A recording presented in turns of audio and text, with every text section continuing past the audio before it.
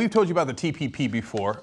It is the Trans-Pacific Partnership. It's a so-called free trade deal, but of course it has nothing to do with free trade. It has to do with corporations rigging the rules in their behalf. And we say rigging because this is all done in private.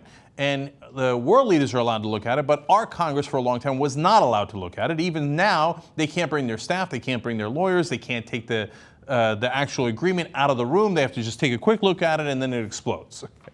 Not literally, but okay. So it's done, and of course the public can't see it. It's going to apply to you, but you have no say over it whatsoever. Now, the two guys who are most in favor of this are Barack Obama and Mitch McConnell. Wait a minute, I thought they couldn't agree on anything. Turns out they can agree on one thing: corporations should always win and have the rules rigged in their favor. In fact, in this deal, it's amazing. From what has been leaked online about it, we find out that corporate powers would supersede U.S. sovereignty. Now, as you're about to see, conservatives agree with me, okay, real conservatives. And it's not like one of those conspiracy theories and we're going into Hobbit homes. No, no, no.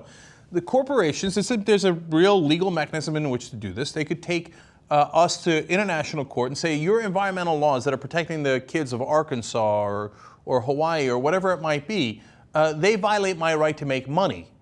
And so your local laws or your state laws or your national laws will not apply anymore. An international court can rule in favor of corporations and say, no, corporations get to do whatever they want, even if it's in violation of your law.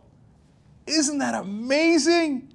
So now there are some conservatives who are opposed to this, and bless their hearts. And here's a person I have almost never agreed with, and it's Phyllis Schlafly. She's one of the people who defeated the Equal Rights Amendment, and she's as conservative as it gets. She says, I think it's insane to give Obama some power to negotiate an important treaty in secret without any supervision, not have to account to Congress or the Senate. It just blows my mind why Republicans would be willing to do that. She says, we've been yapping for months about this executive actions and his executive amnesty and taking unconstitutional positions. You know, I find this amazing. She's been around for decades. She doesn't know why Republicans would give Obama all the powers they claimed that he abused and they hated that he abused, but that they would turn around and give him even more of that power to take away our sovereignty and to do it in secret and to do it just through the executive branch, because what he would get is the ability to fast track this legislation where Congress could not amend it. That's what he's looking for. That's what Obama wants. That's what McConnell wants to give it to. She's like, I can't believe Republicans would agree to that. Have you not been paying attention at all? The Republicans aren't conservatives. On what planet have they acted according to conservative ideology? No, they're corporatists. Mitch McConnell loves this. He's like, yes, yummy for my tummy. This is crony capitalism at its best. They give me all the money in the world. I defeat my opponent, Allison Lundgren Grimes, with the money that they gave me, the corporations and all the people in favor of this deal. And then I turn around and do them a favor. That's what the Republican Party's built on. Now, to be fair to the actual conservatives, some of whom are now in the Republican Party, some of these guys are Tea Party guys. And again, I might disagree with them on 90% of the issues. But on these issues, they're very right. Now, here's an explanation from the Huffington Post. They've killed immigration reform, a major priority for the Chamber of Commerce. These are the Tea Party guys. They're referring to the Republicans that are the most conservative in the House. They derided a repeal of the medical device tax as crony capitalism, called for the elimination of the Export-Import Bank, and are currently roiling efforts to extend corporate tax perks during the lame duck session. Now, if that's what populist conservatives, or even you want to call them Tea Party guys, are in favor of, I totally agree. And on those issues, and on those issues alone, I'm with them. Now, if you say, oh, how dare you, how can you ever agree with a Tea Party Republican? Well, then you're not an honest person, you're a partisan, and so you will disagree with them no matter what they say or do, even if it's right. We've talked about the Export-Import Bank before. It's a giant giveaway to corporations. So if there are people calling themselves Republicans who agree with us on that, want to end that, great, great, we should applaud that, and I do applaud it. Isn't this funny? We're actual populists on the left and on the right. By populists, we mean the people in favor of the population, okay, the populace, that's us, the citizens, they're on our side, right, say no.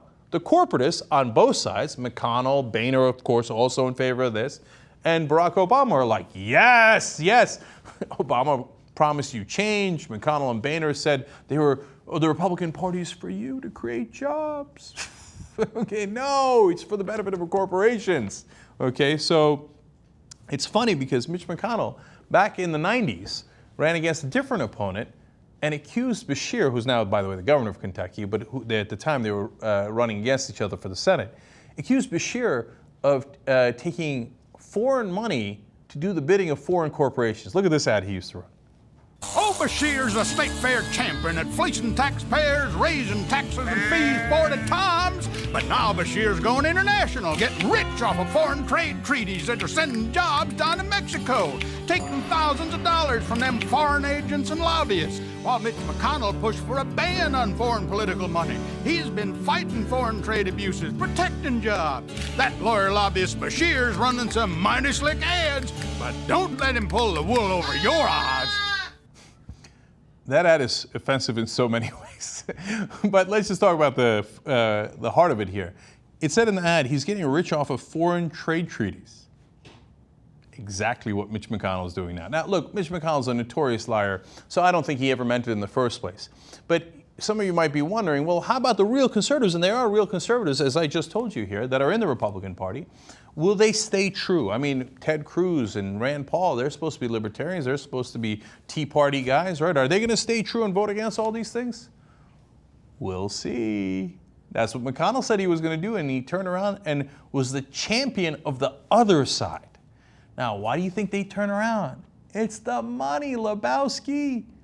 It's organized political corruption. They take legalized bribes to do the exact opposite. So now I'll give you a bellwether here. They mentioned at the end of the article, so far the most influential Tea Party groups, the Club for Growth and Heritage Action, have stayed out of the fray. I wonder why they have. Because they also get funded by giant multinational corporations. And I'm telling you ahead of time, as I always do, they will at some point huff and puff, and they will complain about the treaty because they'll say the Democrats are asking for too much protection for American workers. Now, why do I say that? Because that's exactly the complaint they made about NAFTA and other trade deals. Because in order to get those passed, the Democrats said, hey, at least the guys in America who lose their jobs, can we retrain them? Let's spend money to do that, to look out for the American worker. And that's when the Heritage Action, Club for Growth, and all the conservative think tanks were like, no, screw the American worker. I mean, it would be better for the American worker if he was fired. And we didn't retrain them. So they'll huff and puff about things like that to try to trick you as if like, oh, no, they're against the trade treaty. And in the end, they will be for the trade treaty. Will there be enough Republicans that are actual conservatives to block the treaty? I would be dramatically surprised. But if they do, and they stay true, I would love to report it to you. I'll be incredibly happy about it. And as I'm telling you now, right now, those guys who are the Tea Party guys, the most conservative guys, are doing the right thing, okay? They are being conservatives according to their ideology. They're not doing crony capitalism, and they're better than the Democrats on this issue. Democrats are total sellouts on the Export-Import Bank and on many of these issues. Not all Democrats are the same, and remember, there's a group of progressive Democrats in the House who are fighting alongside of the Tea Party Republicans to kill this deal that's going to be an enormous giveaway to the corporations. So we'll see how this movie ends, but we know who the players are. We know who the good guys are, and we know who the bad guys are. And it does not break down based on Democratic or Republican Party. It breaks down based on who's getting the money and who isn't.